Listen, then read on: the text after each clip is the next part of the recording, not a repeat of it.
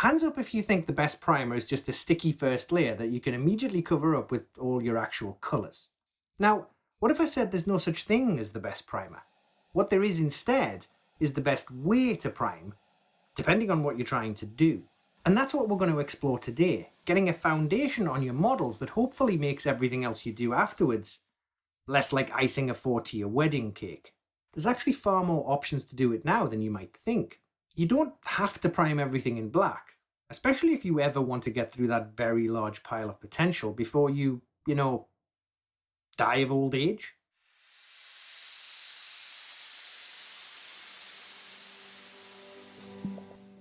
Welcome to the State of Play. I'm Will, and this is the next in a series of videos aiming to update all the options available to us to get our models done and on the table.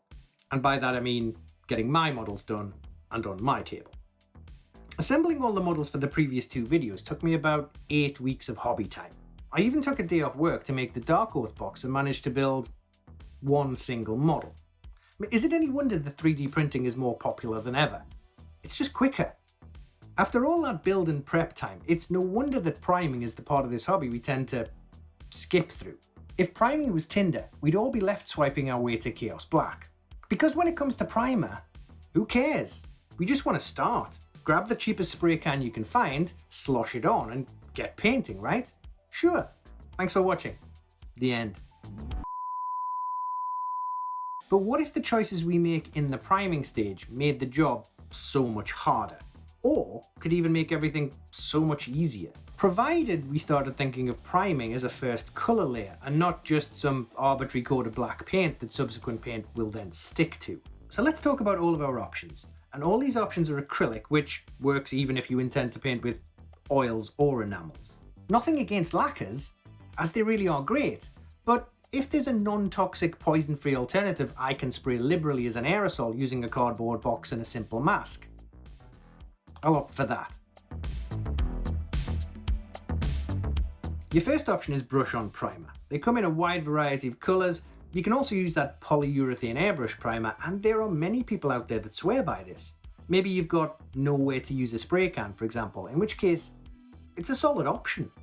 I personally don't use this anymore because it takes a frickin' age. I can rattlecan or airbrush 100 models in 30 minutes next to an open window. With brush-on primer, I'd still be doing it when the sun went down, on the Tuesday of the following week.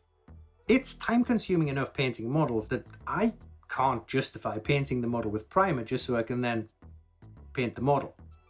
Brush primer is a little bit like Star Wars The Acolyte.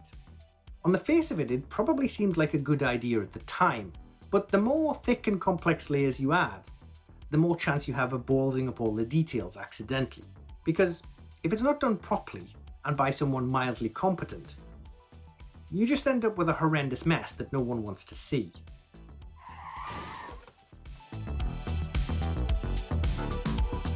This is where rattlecans come in. Citadel, Army Painter, Colourforge, Vallejo, Tamiya, AK Interactive, Liquitex, car primer, or even graffiti paint from the likes of Molotow or Montana. They'll all work. You'd have to be the unluckiest person alive if your primer layer peels off a bunch of death rattle skeletons. Graffiti sprays and colours are a great option as they're usually cheaper and are designed to withstand being outdoors. Same with car primers, provided they're for plastic or metal. Although, Halfords in the UK have now whacked up the prices so much they're no longer any cheaper. Thanks Halfords, you now killed the singular reason I go to your store, so you can keep your overpriced screen wash. So with rattlecans, your first option is an all-over single colour, and you can make your life so much easier by priming in a colour that makes up most of your model. Imperial Fists? Just prime in yellow. Seriously, why on earth would you prime black to paint yellow? Blood Angels? Just prime red. If you're painting traditionally with base coats of opaque paint, then just pick your colour and spray. All the other details can just be painted over the main colour. Now the one thing we mini painters are supposed to shut up and accept is to prime it black, because that'll help keep the recesses black, creating ready-made shadows when you paint on top. And then paint 300 layers on top just to leave an itty-bitty sliver of black in a tiny recess. But it's something I stopped accepting. Certainly not if I want to get anything painted with any speed. One day I just asked myself why I was priming black for a model that had no black in it at all, and I had no answer except, well, that's what you're supposed to do. I'd argue, however, It's often the wrong way to go, especially if you ever want to get a pile of shame done this century. For one thing, shadows aren't black. Seriously, turn your head and look at a shadow. And two, there's so many ways to make individual recesses black after you've painted it, if it really needs it. But contrast. The model has to have contrast. Sure, I agree, but using opposite colours on the colour wheel creates contrast. A dark green next to a light green has contrast. You can create contrast with textures or even with gloss versus matte varnish. Playing a game under a 20-watt light bulb is contrast. Yes, but you can photograph a black mini and see where all the highlights should go, right? Well, yes. I mean, how many of us actually do that though? But you can just do that with the grey plastic. Then use any photo app on your phone to tweak the image contrast. It's not as perfect, but saves huge amounts of time. Priming black often means you have to paint so many coats of colour on top that the job takes way longer than it needs to. If you want the black for a specific purpose, like really deep dark shadows, or want to tint it later with say contrast paints or a thinned paint, then sure, keep the black prime. But if not, think of it this way. If you're painting Darth Vader, sure, prime black. But if you're painting a stormtrooper,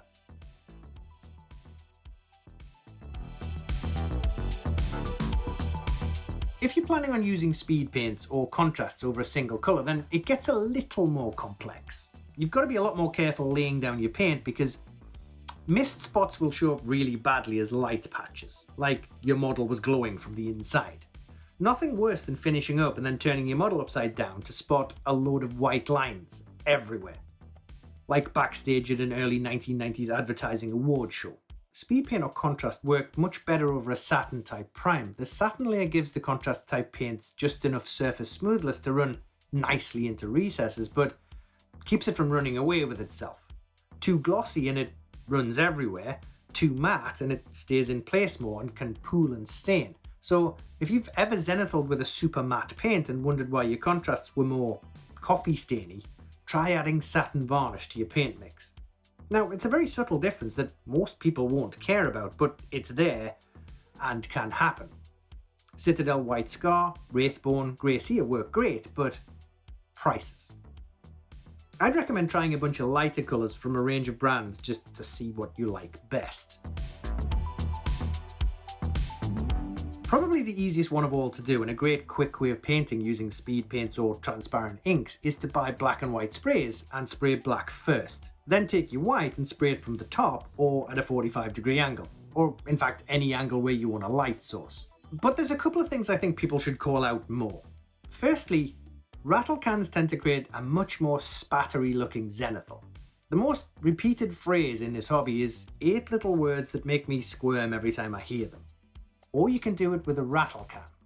See, this phrase is only ever uttered by someone who's literally just sprayed the model with an airbrush. They didn't do it with a rattle can, because they know it's infinitely smoother with an airbrush. Doing it with a rattle can makes your model look like you've zenithal primed it inside a snow globe.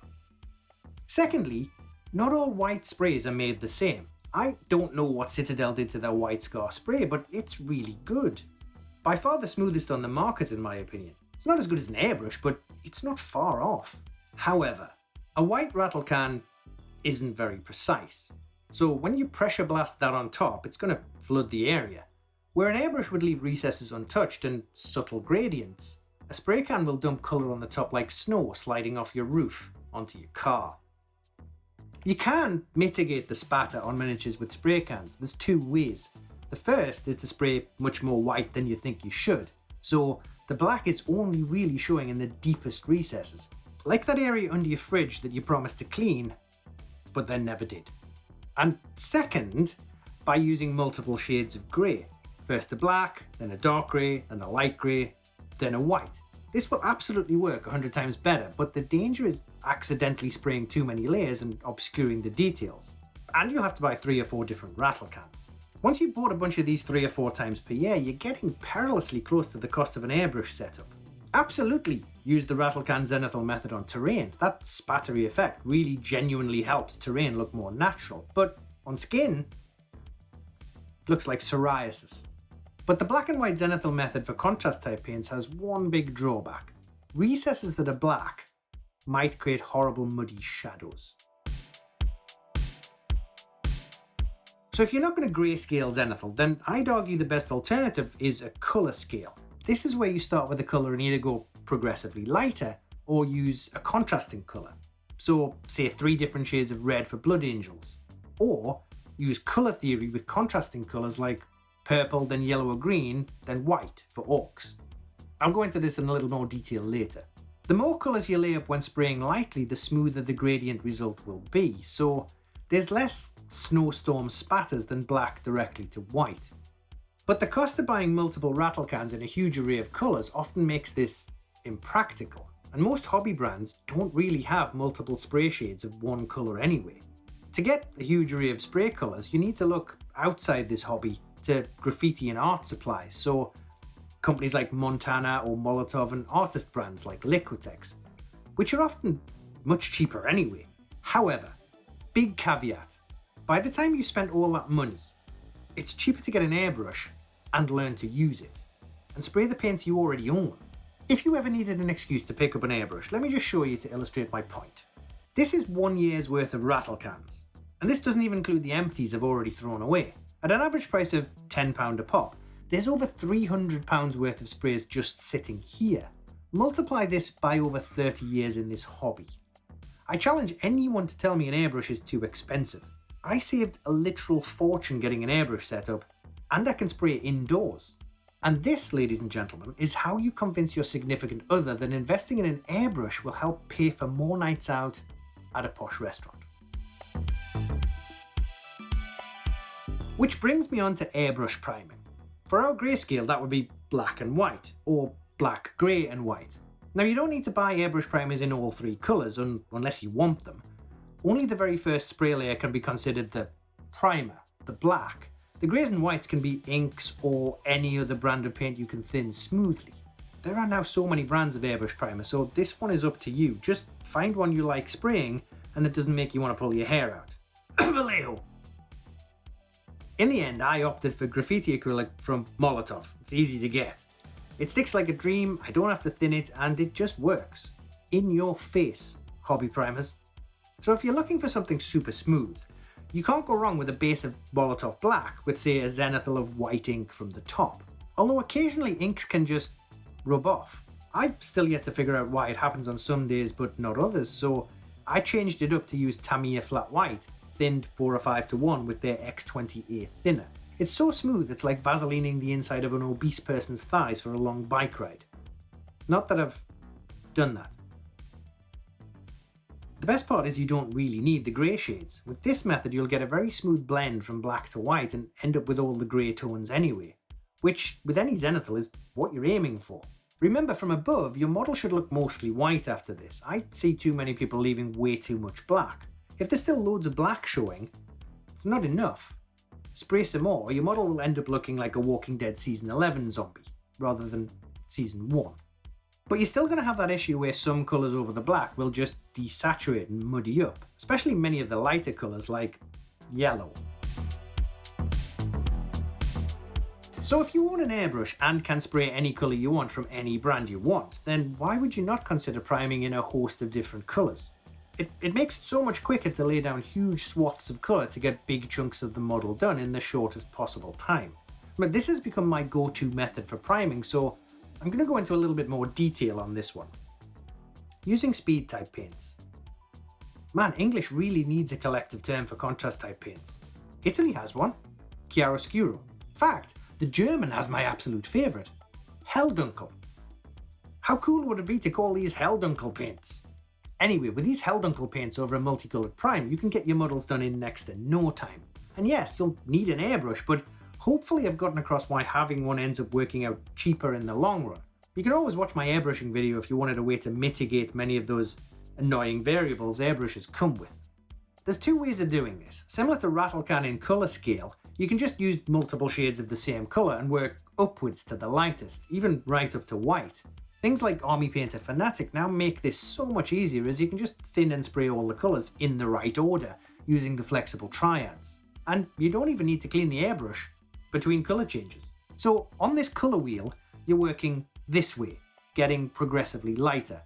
This method works great on models that are mostly one colour, like Space Marines, to get them done quick, because then you just paint the guns, Aquila, shoulders and a few of the bits, add edge highlights, and you can consider it done. But on models with less big areas of colour that have a lot more bits and bobs and dangly details, this single colour method doesn't work as well. You'll need another option. And because you'll be spraying multiple colours, it pays to have pre-thinned spray immediately paints. This will save a huge amount of time, because if, like me, you're really lazy when it comes to thinning paint, then I'd recommend paints you don't need to thin at all, like Molotow 1-for-All or Montana refills. And particularly for the zenithal colour, something like Tamiya Flat in a range of light colours using the X28 thinner, because it's really hard to get the thinning ratio wrong with these. And you can always use inks or golden high flow, which also need no thinning. If you want to get a load of inks from only 5 colours, you can check out my ink mixing video on my channel. It'll save you a ton of money. Okay, so how does it work then?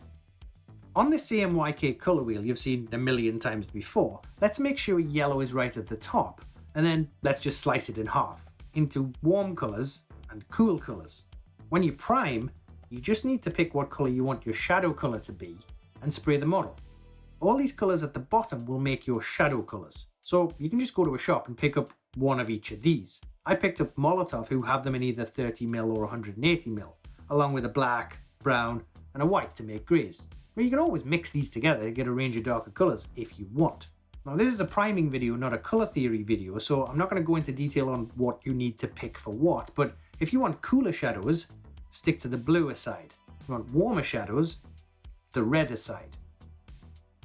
From here, you want to work from the deepest shadows to the lightest highlights, always going lighter.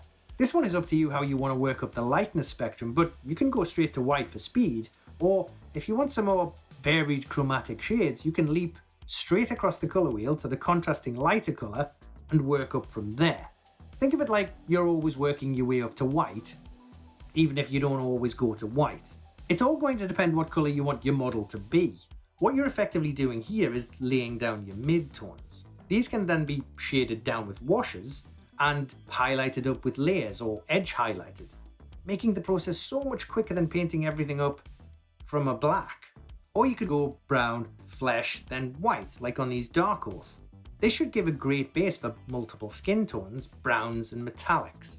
For a cooler green skin tone, you could go blue, work around to greens, flesh, and then white. These Kroot now just need a couple of details painted in and maybe a wash or oil wash. And with a base of purple moving around to red, then flesh, then a white, I can prep all these squigs and squig hoppers for a bunch of speed paints that'll allow the undertones to affect the colours I paint on top. Once all these colours are quickly laid up on the model with the airbrush, you can then add speed paints, washes or oils, and the entire process can be done incredibly quickly. With this method, if you've got a good grasp of colour theory, especially basic colour mixing, you can also lay down shadow tones and highlight colours that will change when you paint on your contrasts. The best known example of this is on Imperial Fists, where you prime in a pink, zenithal white, and then paint on your contrast yellow. Those pink shadows will turn a deep orange and create a much warmer feel than having black in the recesses, which we know will turn a muddy greeny brown, like having gastroenteritis. There is another version of the multicolored airbrush prime where you don't make the first coat all the same colour. Instead you spray different parts of the model with different colours. Best way to think of this is you're actually spraying the entire model with an airbrush first, albeit not being super neat. So you may want the top half to be one colour and the bottom to be another. Mimira Eldar, for example. Maybe you'd spray dark green at the bottom, dark blue at the top, then zenithal white before adding Helldunkel paints. Yeah, maybe that doesn't work. For example, on these dire wolves, I wanted the fur underneath to be lighter than the fur on the top, so I rattlecanned them white, gave them a black from above, and went in with the airbrush using Titan buff from below and greys and browns from above. And yeah, it was mainly because the rattlecan approach just didn't work. It just flooded the model with black way too quickly. You win some, you lose more. These airbrush methods mixed with contrast paints are super quick, but if you don't want an airbrush and wanted something even quicker, there's the new kid on the block, who's actually a very old kid that just got a cooler sounding name. There seems to be two camps when it comes to slapchop. The first are those people who wholly embraced it and, oh my god, you can get your army done very quickly. But there's the other side, who were a bit more skeptical and decided it can be kinda chalky looking and doesn't really work for skin or space marines. Those people tried it and dumped it faster than a controversial Games Workshop social media post. This is my least favourite version of slapchop, and it's for several reasons. I don't subscribe to the Shadows of Black mantra, as you've heard, because, well, they're not. And secondly, when you have a grayscale model, with speed paints and contrast type paints, only the darker colours are going to work successfully on slapchop. Almost all of the lighter colours are going to desaturate, go muddy, or go the wrong shadow colour when you paint it over black and grey. The chart I made for my ink mixing video gives a very good idea of what colours will look like over black. So if that's not what you want your shadow colour to look like, then a grayscale slapchop might not be the way to go. So, in my opinion, and it's just mine here, I'd only use grayscale slapchop on models that will be predominantly black, or at least deeper, darker colours. Which leads nicely onto option 2. This works in exactly the same way as the multicolored airbrush, so if you skip that section, go back and watch it again. Instead of using an airbrush to spray on all the subsequent lighter colours, you dry brush them on in slapchop fashion. So for that orc I mentioned before, you'd prime purple, dry brush on a pink or light green, then a yellow, and then use white for the very, very highest highlights. Then come in with your contrast type paints, and highlight and edge highlight or not, depending on how detailed you want to make the paint job. Multicolored slapchop is a way to help you learn colour theory really, really quickly. Dry brushing is a speedy method, so you can work around a colour wheel very fast and get a model prepped in no time. Then when you add a contrast type paint over it, you'll see immediately how it affects the underlying colours. And if it's not working for you, change up a few of the dry brush colours until you get exactly what you want. There's absolutely no reason why you can't speed up your entire workflow by combining a load of these different methods. One of the quickest ways of doing this is to take any one of the other primes you've done and slapchop white on all the highest edges. Just make sure you've absolutely offloaded your brush with as much paint so it only catches those highest raised areas. You don't want to be smearing white streaks over your previous work. So grab a model you zenithal with an airbrush or snow globed with a rattlecan, maybe one where you didn't go all the way to white, and then slapchop white on top. Maybe even only slapchop over certain parts of the model, and for extra detail, go back in with white paint and paint up all the areas you want to be really highlighted. This one, it's a brilliant way of shifting that plain black prime into shadow colours that can differ across the model. It's recently been popularised by Ninjon, who uses it to fantastic effect. Now when you paint on top with traditional non-contrast painting methods, you've got shadow colours that aren't just deep black pits. You can even use washes instead of contrast type paints and can start combining this with some of the other methods like multicolored slapchop or a zenithal. It's a very powerful way of getting a whole range of tones into a model with very little effort and time. I've painted models, let's call it the traditional way, for a lot of years. But the massive problem I've always had was I was buying models quicker than I was painting them. I'm sure you can identify with that. Couple this with all models becoming more detailed, whether 3D printed or not, and models on sprues taking way longer to build. Throw in having less and less hobby time, and it's getting harder and harder to get anything done. Thinking of priming differently had to be a possible solution, because if I continued priming everything in black, or even just in white for our Helldunkel paints, I'd be staring down literal years before I'd finished anything to a quality I was happy with. If there's one tip you could take away from this video, it's this. Spend a week or more planning and priming every model you have.